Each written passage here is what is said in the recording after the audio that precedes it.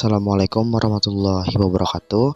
Perkenalkan, nama Bapak Yogi Setiawan. Alhamdulillah kita bisa bertemu pada mata pelajaran fikih, yaitu materi tentang ihtilam. Semoga pembelajaran pada hari ini bisa memberikan berkah dan ilmu yang bermanfaat untuk anak-anak semuanya. Amin.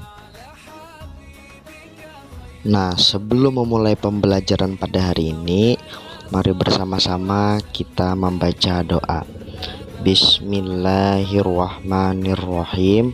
Rabbi shrahli sadri wa yassirli amri wahlul 'uqdatam min lisani yafqahu qauli. Amin amin ya rabbal alamin.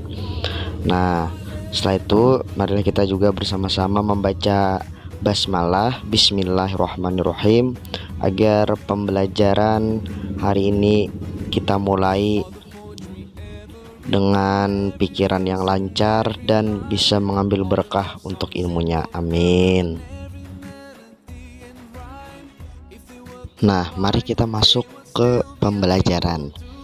Nah, sebelumnya ada yang tahu apa itu ihtilam dan apa saja larangan ketika ihtilam?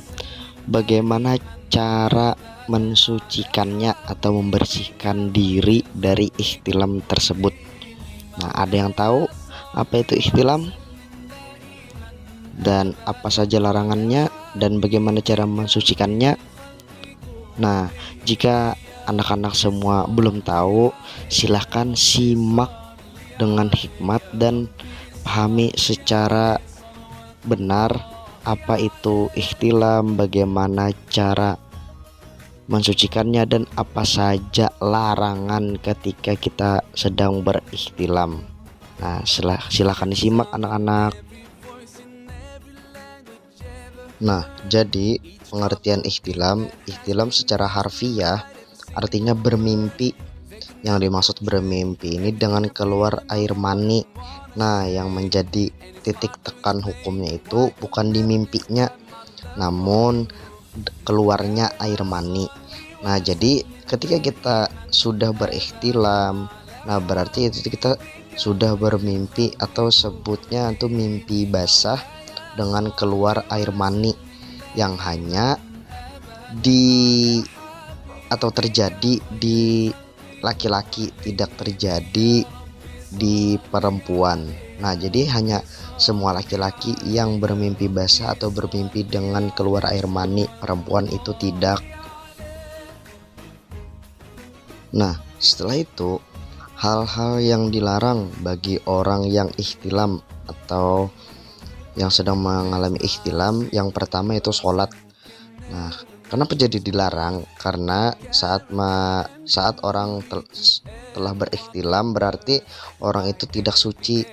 Nah, setelah itu berdiam lama di masjid, takutnya untuk mengotori masjid karena dia juga sedang tidak suci. Terus tawaf di Ka'bah, membaca Al-Quran, membawa atau menyentuh mushaf. Nah, jadi ada 5 larangan ketika orang ihtilam.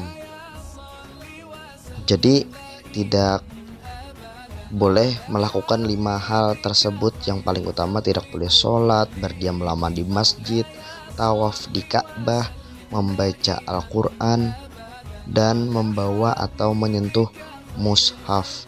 Nah, jadi itu orang-orang larangan bagi orang yang sedang ihtilam. Nah, setelah itu adapun tata cara bersuci setelah mimpi basah, yaitu yang pertama berniat kepada Allah untuk mensucikan diri dari hadas besar, menyiram air ke seluruh tubuh sampai merata. Setelah itu mengalirkan air ke jari-jari dan rambut.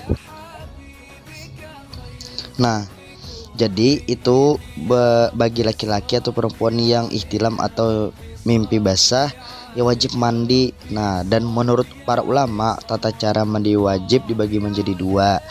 Yang pertama yaitu secara fardu atau wajib dan sunnah. Nah, yang tadi dibacakan yaitu secara fardu atau yang wajibnya. Nah, setelah kita membahas yang wajib, nah adapun yang sunnah atau disunahkan ketika mandi wajib. Yang pertama, membaca basmalah bersamaan dengan niat mandi, membersihkan kedua telapak tangan sebelum memasukkan ke tempat air, menghilangkan kotoran yang ada di badan yang menghalangi air mengalir. Apabila ada sesuatu yang menghalangi sampainya air ke kulit, kotoran yang ada wajib dihilangkan. Beristinja atau membersihkan kemaluan dengan tangan kiri, berwudu dengan sempurna sebelum mandi termasuk berkumur, mencelupkan kedua tangan ke dalam air dan siramkan ke akar-akar rambut kepala, menyiram atau mengguyur air ke kepala yang pertama sebanyak 3 kali, mendahulukan anggota yang kanan, mengguyurkan air ke seluruh tubuh sebanyak 3 kali, tidak meminta tolong kecuali ada udzur.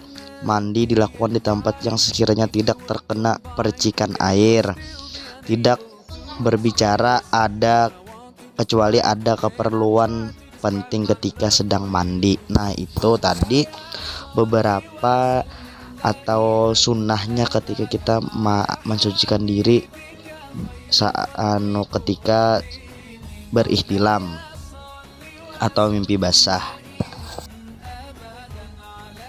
Nah, setelah itu adapun tata cara mandi wajibnya. Yang pertama, membaca basmalah, membaca niat mandi wajib, berwudu sebelum mandi, mengguyurkan air ke seluruh tubuh dan jangan sampai ada yang menghalangi, mengguyur kepala dan rambut sampai terkena kulit kepala. Lakukan pembersihan secara berurut dengan mendahulukan yang kanan. Nah, jadi apapun yang kita lakukan, walaupun itu sedang mensucikan diri, yaitu harus selalu dengan tangan kanan. Dan saat kita sedang mandi wajib, jangan sampai ada kotoran sedikit pun yang menghalangi, makanya disuruh berwudu dan sebelum kita melakukan mandi wajib. Nah, jadi ada 6 tata cara mandi wajib dan ada beberapa yang sunnah. Nah, seperti itu. Nah, setelah kita mempelajari tentang ihtilam dari pengertian, setelah itu hal yang dilarang apa saja ketika ihtilam dan bagaimana cara mensucikannya. Nah, kita sudah sampai pada kesimpulan. Jadi ihtilam secara harfiah artinya mimpi keluar air mani. Saat keluar air mani dilarang untuk menyentuh mushaf, membaca Al-Quran, dan berdiam diri lama di masjid. Nah, setelah itu adapun cara membersihkannya, yaitu berniat kepada Allah untuk mensucikan diri dari hadas besar, menyiram air ke seluruh tubuh sampai merata, mengalirkan air ke jari-jari rambut. Dan urutan ketika mandi wajib, membaca basmalah, membaca niat mandi wajib, berwudu sebelum mandi, mengguyurkan air ke seluruh tubuh, mengguyurkan kepala dan rambut sampai terkena kulit kepala. Nah, dan lakukan pembersihan secara berurut dengan mendahulukan yang kanan. Nah, setelah kita mempelajari tentang ihtilam tadi, agar anak-anak semua dapat memahami dengan seksama dan supaya Bapak tahu sampai mana pemahaman kalian, jadi silahkan resum atau ringkas pembelajaran hari ini, yaitu tentang ihtilam dengan bahasa atau kata-kata kalian sendiri, dikumpulkan via WA atau WhatsApp pribadi Bapak, dan dikumpulnya adalah besok di hari Selasa. Nah, jadi mungkin itu saja tugas dari Bapak. Alhamdulillahirobbilalamin, telah berakhirlah pembelajaran pada hari ini. Semoga kita dapat ilmu yang berkah dan selalu diberikan kesehatan badan.